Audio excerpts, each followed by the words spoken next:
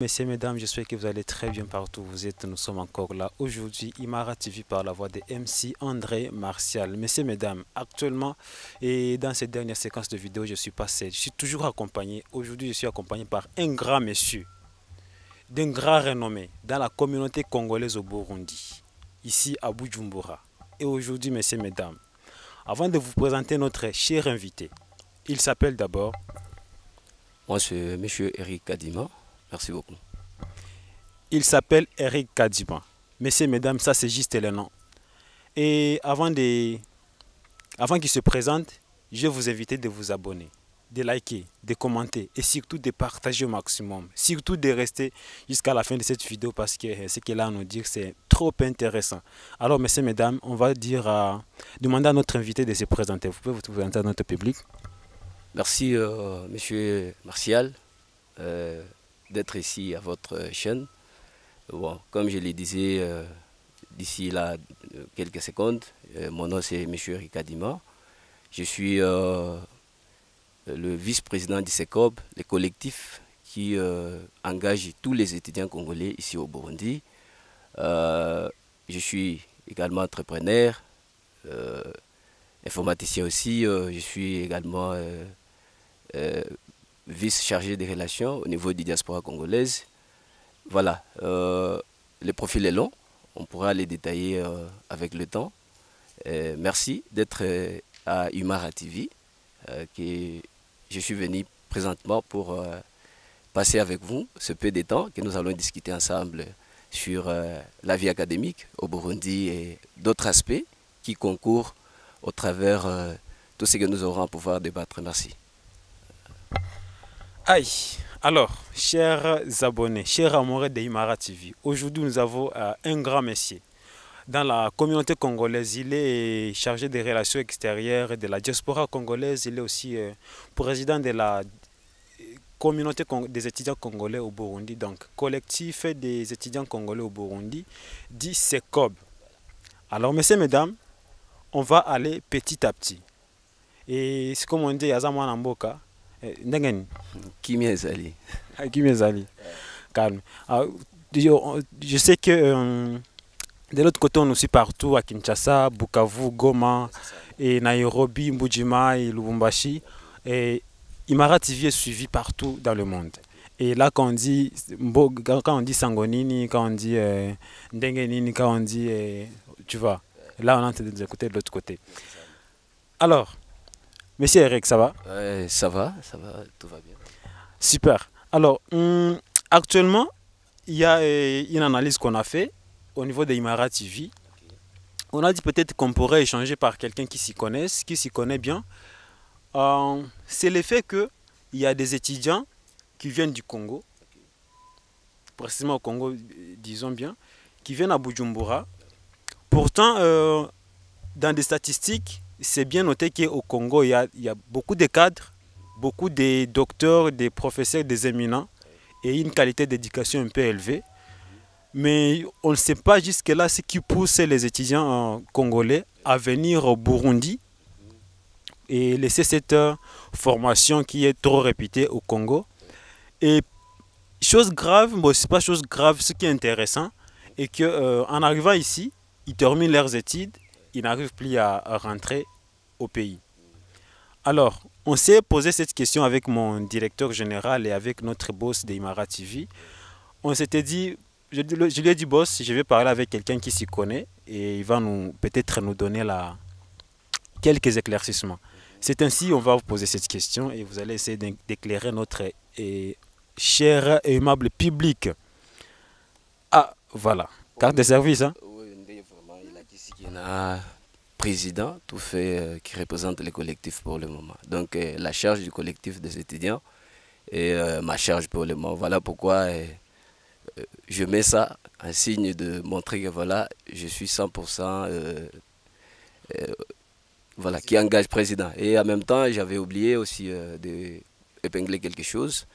Je suis également étudiant voilà, en faculté d'économie, déjà au terminal, donc à mon 3e cycle. Bientôt, nous allons mettre fin au cursus académique.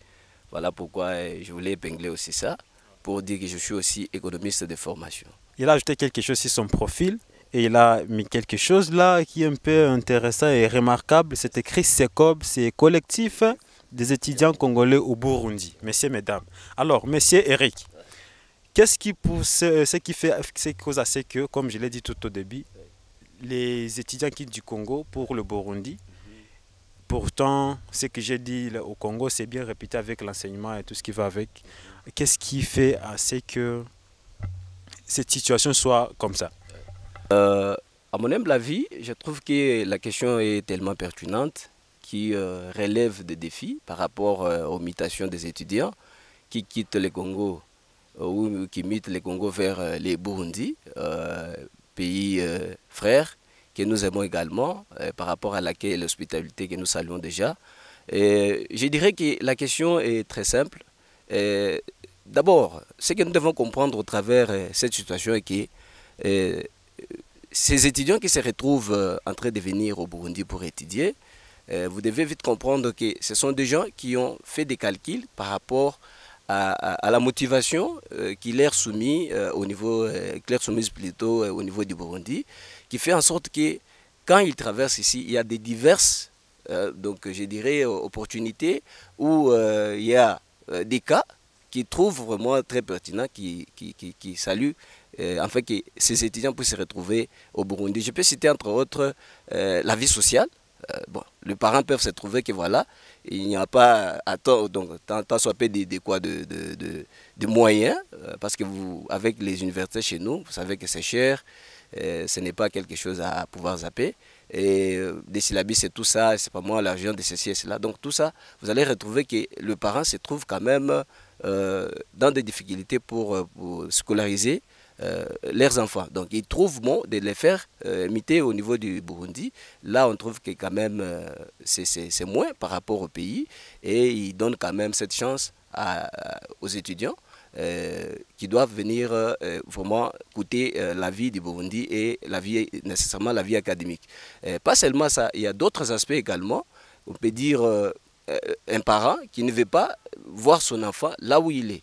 Donc, il peut le faire changer de milieu. Question aussi de peur changer quand même de mental. Parce qu'il y a certains enfants, certains étudiants, comme on peut les appeler, qui trouvent un peu difficile, ou le parent trouve difficile de vivre ensemble avec eux. Au moment où il y a quand même des caprices, il s'est dit, si je l'envoie tel pas, il se retrouve seul, il y aura de la j'arrive de la sériosité qui entre en jeu et l'étudiant va se retrouver que voilà, seul, il a la capacité d'étudier très bien et de rendre quand même de bons résultats. Et pour certains, c'est le cas. Pour des autres également, c'est question de vie. Voilà, le parent qui s'est dit non, je ne peux pas du tout engager toutes ces dépenses au niveau du pays. Je dois d'abord faire aussi traverser mon enfant hors frontières. Voilà, ils peuvent choisir les pays tombés juste comme au Burundi ou ailleurs. Et nécessairement, ici, nous avons beaucoup des étudiants qui nous arrivent et surtout, la plupart, la majorité, comme je peux le dire, ce sont les étudiants de l'Est. Donc là, je peux aussi dire l'autre aspect que je peux aussi couvrir et c'est lui de dire, ils se retrouvent tout près du Burundi parce que c'est juste des frontières, ils peuvent traverser et ils ont des échos par rapport à la formation également qui se donne au Burundi. Des fois, c'est ceux qui sont en train aussi de suivre. Le parent qui s'est dit, voilà, on me dira que par exemple, l'architecture, par exemple, je sais pas moi, la médecine, ça se donne très bien, ou l'économie, ça se donne très bien au Burundi. Là, il y a la formation. Donc, le parent qui s'est dit, concerné par cette situation de la formation au Burundi. Et il s'est dit, non, à ce niveau, je dois traverser mon enfant vers le Burundi pour étudier. Donc, nous pouvons vraiment englober pour dire qu'il y a divers cas qui arrivent par rapport à la vie sociale, qui fait en sorte que nos étudiants puissent traverser et venir étudier. Voilà, ce que j'allais un peu dire par rapport à ça. Si j'ai bien compris, il y a d'abord les conditions économiques, conditions financières, situation financière qui n'acceptent pas que l'enfant puisse étudier dans de bonnes conditions au Congo. Et peut-être quand on compare peut-être les taux d'échange du Congo vers ici, ça donne quelque chose d'important et d'intéressant aussi. Il y a aussi cet changement de milieu aussi pour changer la mentalité. Et il y a peut-être, parce que si j'ai bien compris au Congo, la licence c'est pour 5 ans.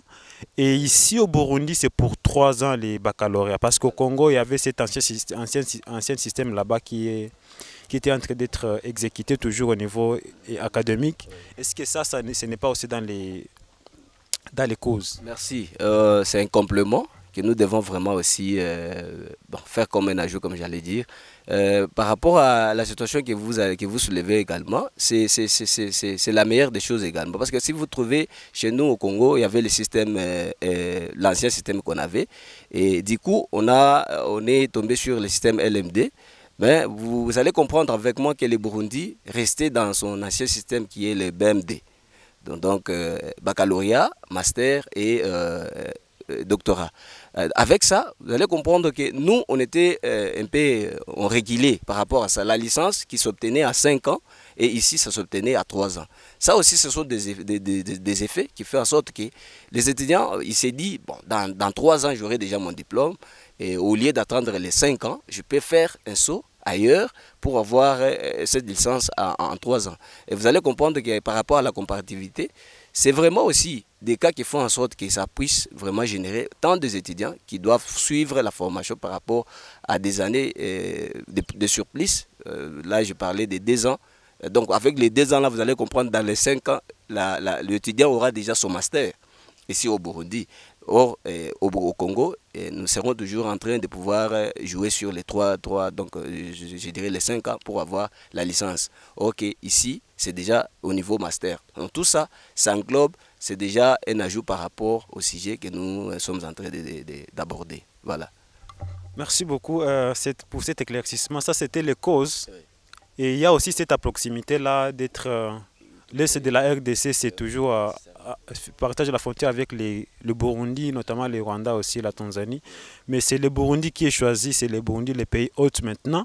C'est pourquoi on discute par rapport au Burundi. Maintenant, l'autre question, c'était que en arrivant juste ici, ces étudiants terminent leurs études, mais n'arrivent plus à rentrer dans le pays. Ils sont rares, ceux qui acceptent encore de rentrer dans le pays.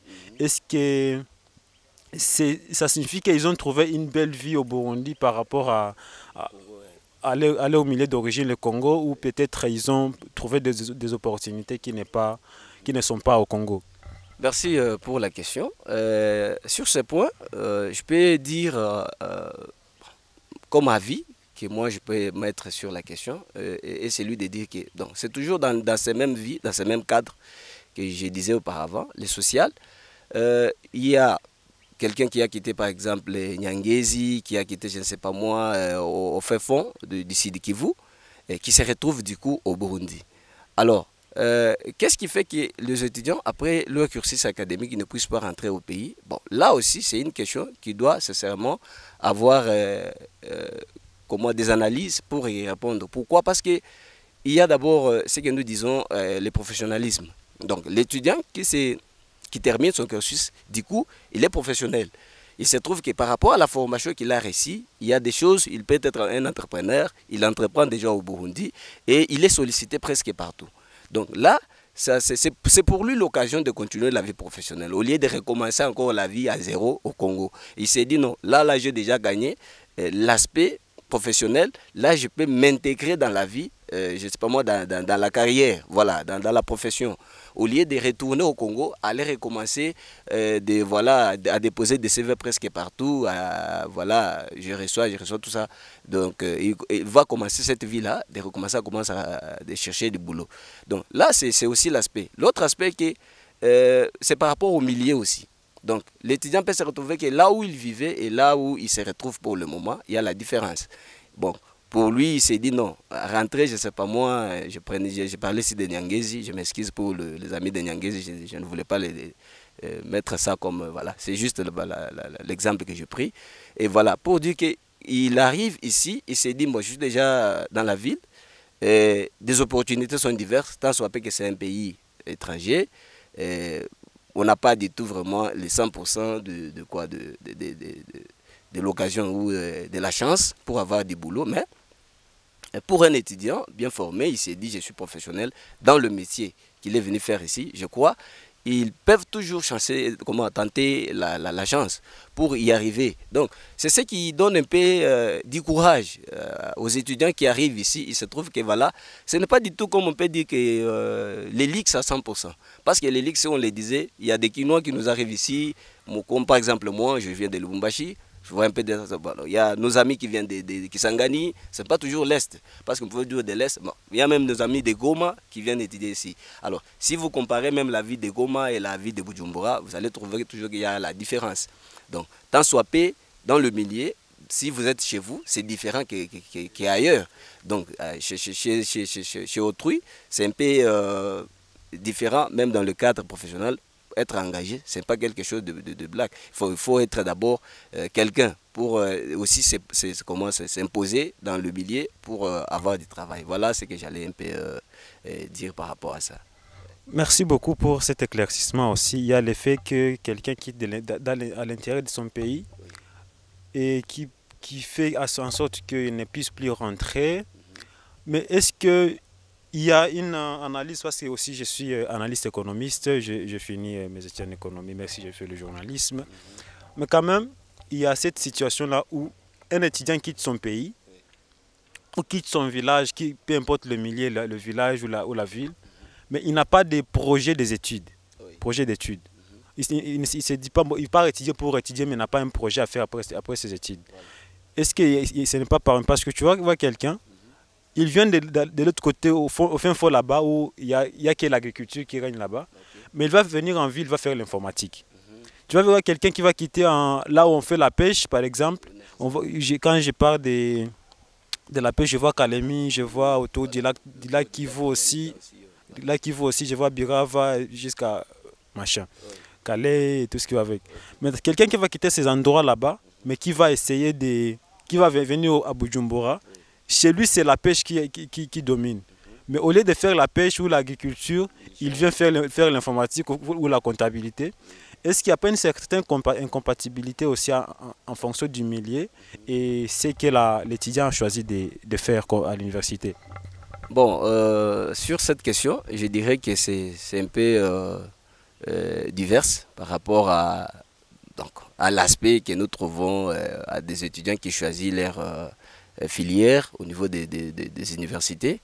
Donc là, ça dépend également de l'individu, comme je peux le dire. Là, ça dépend de l'individu. Ou des fois, il y a ce que nous appelons à l'intérieur l'influence aussi. Vous pouvez voir chez nous, par exemple, pas seulement chez nous, même ailleurs, un parent qui s'est dit, voilà, je suis peut-être un agronome.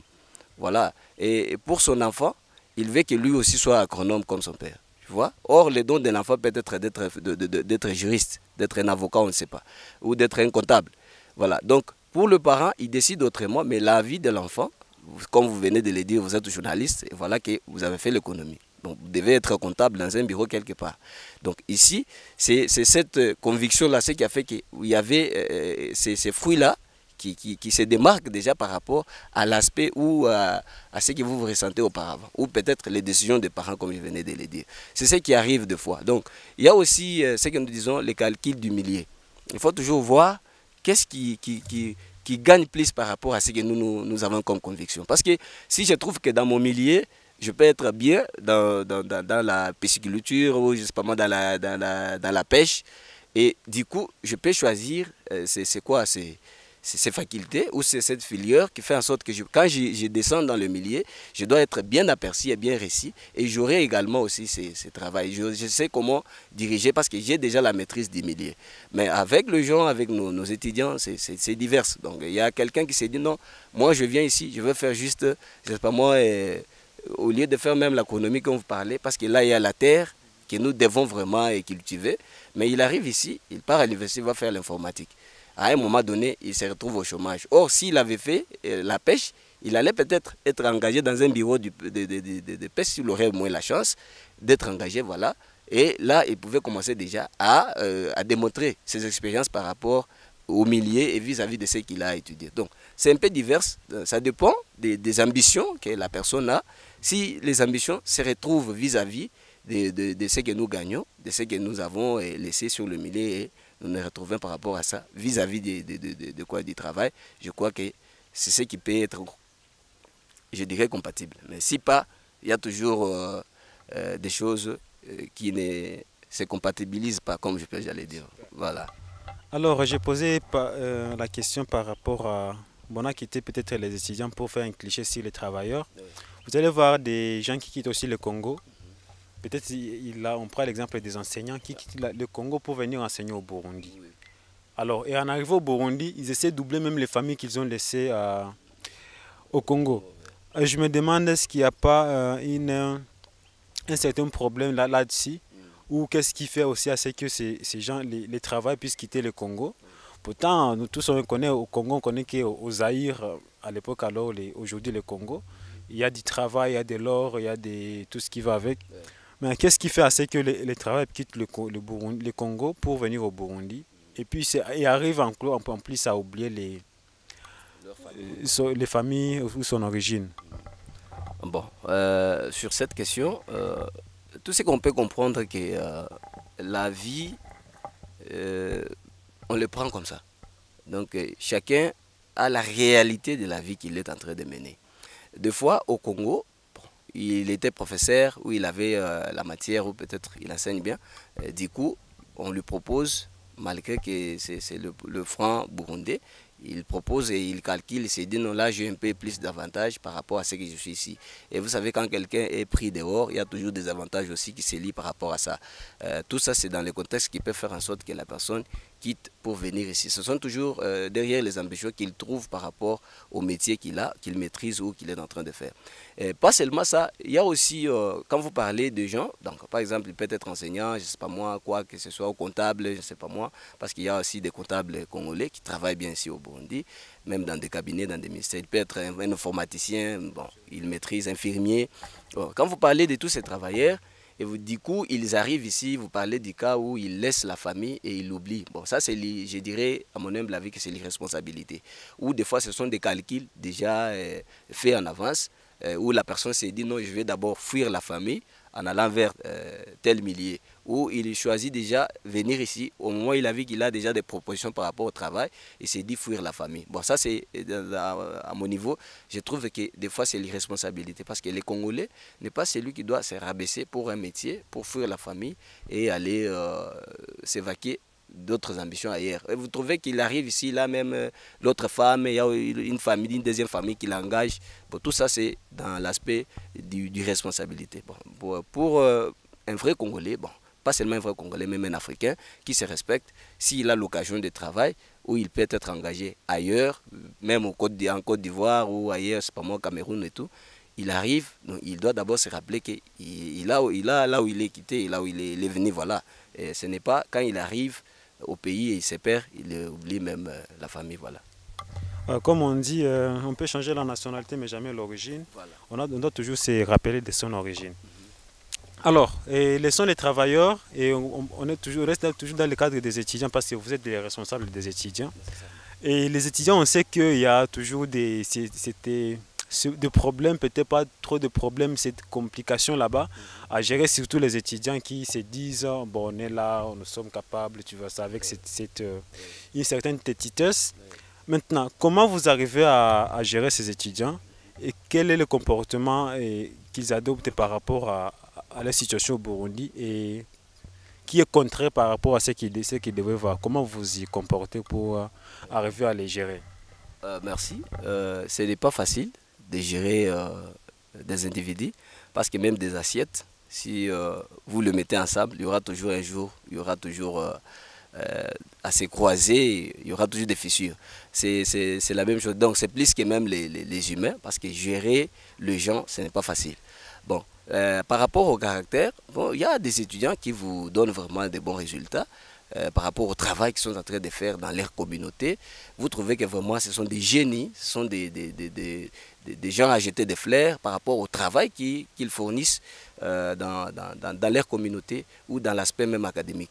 Il y a aussi des étudiants qui se retrouvent comme ça, je ne sais pas moi, appelés étudiants, mais qui s'évaquent, qui dérapent les lignes tracées, même les lignes de sécurité tracées du pays que nous nous retrouvons. Et ils se retrouvent toujours dans des problèmes. Donc avec des étudiants pareils, il y a toujours des temps où ils tombent dans des filets de la police, ou je sais pas moi, des gens de la juridiction de la justice, et qui trouvent sérieusement des problèmes. Mais d'une part, nous faisons collaboration avec notre ambassade pour toujours être à la page de sauver les uns et les autres par rapport à des aspects ou des cas qui peuvent tomber inaperçus et qui vous n'avez même pas préparé, parce que vous pouvez vous réveiller un bon matin, on vous dit voilà, il était ivre, il a eu des problèmes, il a peut-être donné un coup à quelqu'un. Donc ce sont des cas, vous ne pouvez pas les gérer par rapport à la boisson. C'est un étudiant, il boit tout ça, vous trouvez que c'est tout à fait un problème, et il dort même, il peut faire des nuits dehors. Donc tout ça, ça pose problème. Pas seulement ça, il y a aussi des cas par rapport à des étudiants dans leur communauté. Ils se respectent, il est là, mais ils trichent. Vous trouvez qu'il vous appelle, non, monsieur, voilà, monsieur le président, ici j'ai eu des cas de tricherie, voilà, comment le membre du jury ou le chef du jury a décidé ceci, qu'est-ce que vous me conseillez, ceci et cela, tout ça. Donc ce sont des cas qui arrivent. Donc chez nous, en tant que leader, il y a toujours la manière de gérer, la manière de diriger, la manière de donner son sens de responsabilité. Donc un leadership, un management élevé, c'est ce qui fait en sorte que nous puissions répondre à toutes ces questions. Voilà. Ouais, merci. En tout cas, c'est un peu compliqué avec la gestion des personnes. Ou ce qu'on va appeler le management des hommes. C'est le management le plus difficile, la gestion des ressources humaines, le plus difficile pas dans d'autres managements. Mais quand même, ce qui s'appelle des leaders doivent faire face à toutes ces complications et peut-être aller de l'avant. Monsieur Eric. Oui. Ça va? Très bien, ça va. Alors, pour les étudiants, on parle de la structure des étudiants congolais au Burundi, je vois ces COP, collectifs. Mais quand on parle de collectifs, ça signifie que ça collectionne ça collectionne des personnes ou pour des familles ou c'est pas des clans, je sais pas quoi. Comment vous êtes organisé au sein du CECOP? Oui, les CECOP, c'est les collectifs qui génèrent, je disais ici, des étudiants. Donc c'est comme par rapport à la définition que vous venez de voir ici, c'est collectif des étudiants congolais au Burundi. Donc ici ce ne sont pas des familles, je dirais, la famille de Sidi Kivu, la famille, c'est pas moi, de Kisangani, de Bukavu, ainsi de suite. Non, c'est le compact de tous ces étudiants, donc tant soit peu le milieu où ils se sont ressourcés pour venir ici, nous le mettons dans des communautés. Nous appelons communautés, ce sont les universités ou les alma mater qui les engagent. Là où l'étudiant a fait son inscription et il a trouvé le filière qui l'intéresse pour étudier là-bas, c'est là où nous appelons communauté. Donc dans ces communautés, nous allons placer, donc au niveau du CECOP, nous enregistrons toutes ces communautés parce qu'ils sont enregistrés chez nous par rapport à leurs universités. Alors, ces compacts de communautés font en sorte que dans chaque université, par exemple, moi je viens de l'Université de Sagesse d'Afrique, par exemple, vous avez étudié à l'Université d'Ilac, l'autre c'est l'Université Hop, voilà, leadership et autres. Toutes ces universités, nous allons là-bas et ils se font enregistrer au niveau du collectif et nous connaissons que dans telle université, nous avons notre communauté. Donc, ces communautés, il y a aussi un président qui est là, qui fait collaboration avec le président, que je suis en train de pouvoir savoir les cas ou les aspects, je ne sais pas moi, purement académiques des étudiants et tout ce qu'il y a comme problème au travers de ces étudiants. C'est ça ce que nous appelons collectif et aussi communauté, c'est-à-dire ça se lie ensemble pour avoir des informations globales au niveau du collectif. Voilà comment nous nous sommes organisés. Alors, si j'ai bien compris, donc il y a un collectif, oui, mais qui rassemble voilà, les communautés de chaque université. Voilà. Et chaque université, si j'ai bien compris, est régie par un président de chaque communauté. Voilà. Et peut-être plus loin, est-ce que votre comité au niveau du collectif alors, oui, c'est composé par qui et qui? Oui, oui. Le comité qui prend en relais, qu'est-ce que j'ai dit, qui dirige ou qui organise toutes ces communautés ou tous ces étudiants au Burundi, voilà, c'est organisé. Donc c'est la structure qui est vraiment bien détaillé. Il y a d'abord le président, il y a le vice-président et c'est presque dans toute organisation. Voilà. Et comme vous trouvez le membre du gouvernement, il y a un gouvernement aussi détaillé qui commence par le président, le vice-président, le membre du gouvernement. Il y a aussi des ministères, porte-parole, il y a les secrétaires, il y a tout ça. Donc il y a tout. J'ai culture et là nous engageons aussi des femmes, des filles, voilà, à notre niveau. Il y a presque tout, hein. Voilà. C'est ça la composition. C'est la composition du gouvernement, comme tous d'autres gouvernements, comme on avait aussi des gouvernements au niveau de l'école primaire ou de l'école secondaire. Mais ici, c'est vraiment à l'univers. Donc on a grandi, on a des ailes, donc on a créé des choses au niveau vraiment professionnel qui font en sorte paix sociale de la vie. Voilà. Voilà, si j'ai bien compris, donc c'est une structure qui prépare les étudiants au leadership aussi.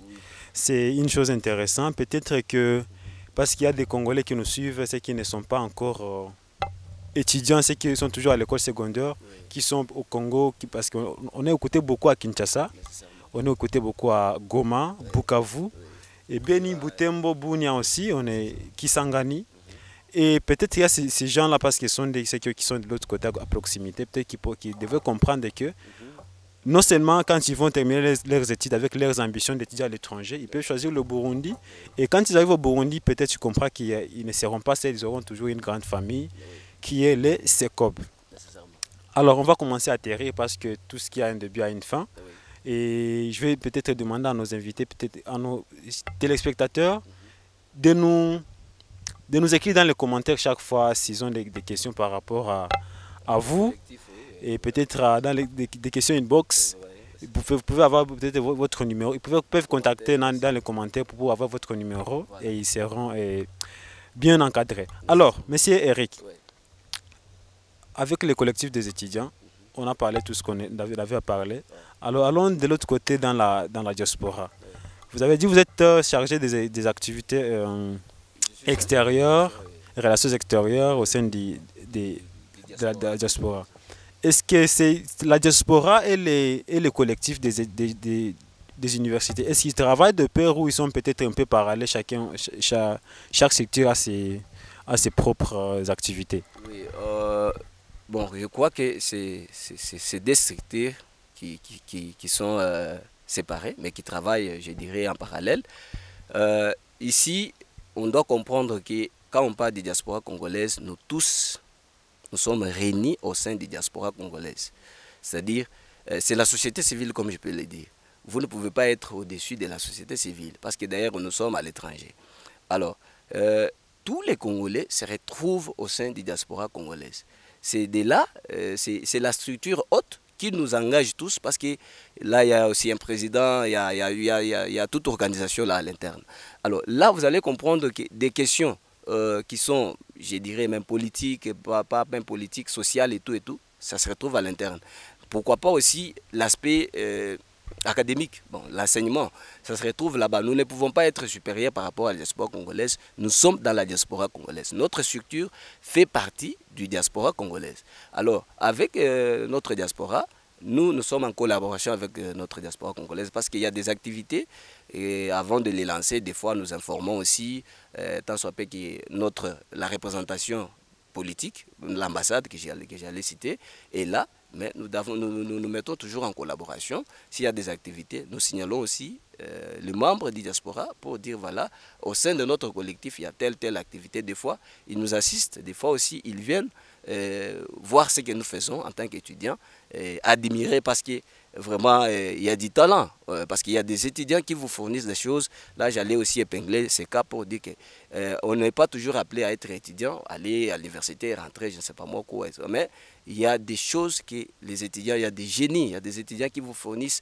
il y a des entrepreneurs, il y a des informaticiens, des architectes. C'est-à-dire, il y a tous ces genres de catégories, hein, il y a des arts, ces étudiants-là qui vous fournissent des choses et vous vous dites vraiment, c'est vraiment de la compétence et du professionnalisme. Donc, c'est un peu ça. Et nous sommes aussi admirés par rapport à ça, par la diaspora congolaise, au moment où ils voient le travail que les étudiants sont en train de fournir au sein du collectif. Voilà.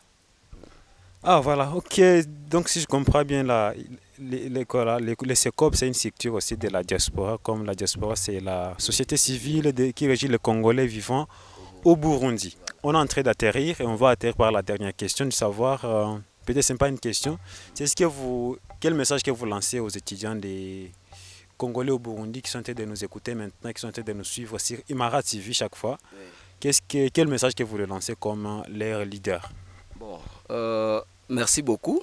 En tant que leader, j'avais un petit message à fortifier nécessairement d'abord nos étudiants pour leur dire ici, nous sommes au Burundi, pays frère qui nous a accueillis par l'hospitalité et tout, et ils ont la réalité du pays. Et ce que j'allais dire est que je demande le travail d'ensemble.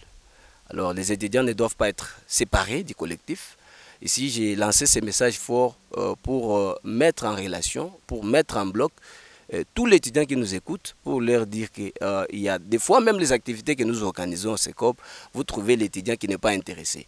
Or, nous faisons ça pour la culture des étudiants. On peut parler par exemple de l'entrepreneuriat, on peut parler des activités de la gestion, on peut parler des techniques. Donc tout ça, nous appelons même des gens qui viennent ailleurs, de Bukavu.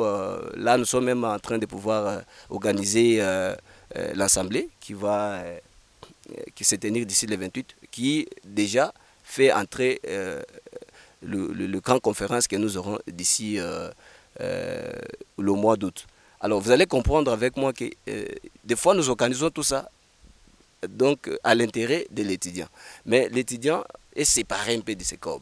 Il n'est pas activé, il n'est pas vraiment modéré par rapport à l'activité. C'est pourquoi j'ai lancé ici le message à tous ces étudiants et à toutes ces communautés pour leur dire que ici, nous faisons bloc ensemble parce que si tu es seul, tu risques, mais si vous êtes ensemble, vous vous tenez main dans la main, vous marcherez loin. Alors c'est l'appel que je fais pour appeler tout le monde, appeler tous les étudiants, tous les présidents des communautés pour leur dire main dans la main, soutenons pour que nous puissions aller de l'avant. Et aussi un message fort que je voulais lancer vis-à-vis des caméras. Je regardais pour dire seulement, pas seulement aux étudiants, mais aussi à notre gouvernement. J'adresse ce message aux affaires sociales, Madame Nathalie Aziza, voilà. Et pour quand même jeter un coup d'œil aux étudiants qui sont en dehors du pays. Et pourquoi pas Madame Noëlla Ayenganakato, donc qui est chargée de la jeunesse et éveil, pour aussi jeter un coup d'œil, voir comment nous pouvons quand même secourir les étudiants. Voilà ce que j'allais dire. J'appelle surtout mes étudiants au pays pour leur dire voilà, qu'ils viennent. Le travail doit se faire ensemble. Nous devons rester ensemble pour travailler. Merci beaucoup. Merci beaucoup. Restons ensemble. Messieurs, mesdames les étudiants, on vous invite à travailler de commun accord ensemble. C'est à l'unité et surtout l'amour et le patriotisme aussi. Merci Eric, merci beaucoup. Merci monsieur André Martial. Le plaisir est partagé. Je suis très ravi d'être à votre station Imara TV, que je félicite. Je dis merci au DG et à toute l'équipe. Vraiment, merci beaucoup à vous. Merci beaucoup, messieurs, mesdames. Alors, vous avez compris tout ce qu'on avait à dire et tout ce que notre président nous a dit aujourd'hui. On a trop parlé, hein? Alors, messieurs, mesdames, n'oubliez pas de vous abonner, de liker, de commenter, surtout de nous dire dans les commentaires ce que vous avez écouté, ce que vous avez apprécié, ce que vous n'avez pas apprécié de notre invité. Peut-être que ces contacts, vous pouvez les avoir, mais surtout nous écrivez-nous dans les commentaires et surtout prenez soin de vous, prenez soin de vos proches. Chaque jour est une vie. Bye bye.